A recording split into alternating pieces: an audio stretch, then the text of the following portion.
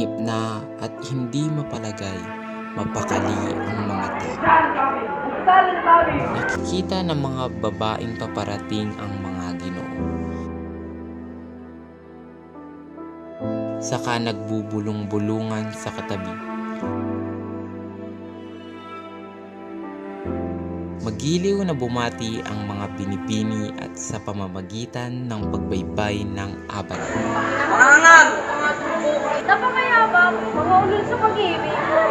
Dumating na sa wakas ang Kapitan General at gayon din ipinatugtog ang marcharya. Kasabay niya si Padre Irene, sabay din na nagdatingan sina Doña Victorina at ang kanyang pamangkin na si Paulita at si Juanito Pilias.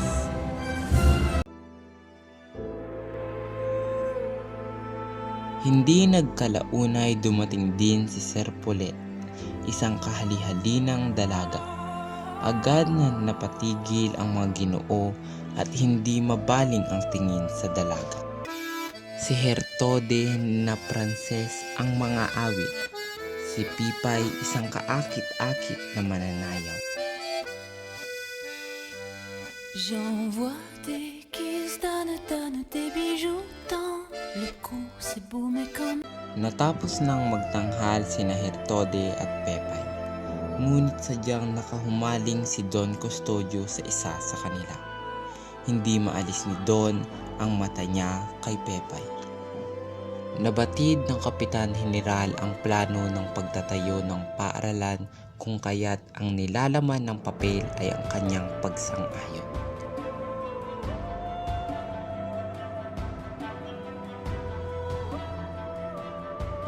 Inabot ni Don Custodio ito kay Pepay, na sadya namang ikinatuwa ng dalaga, na agad namang ibinigay ng dalaga kay Tadeo.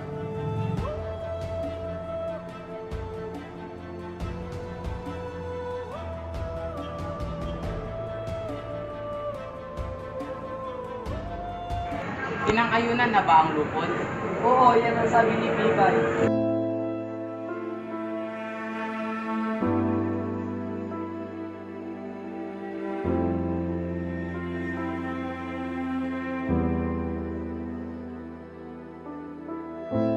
Tinanggap ng lupon ang pasya. Sumang-ayon sila sa pagtayo ng paaralan.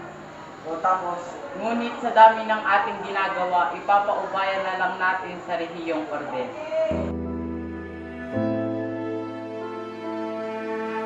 Sandoval, ito, ang guwante, saluin mo.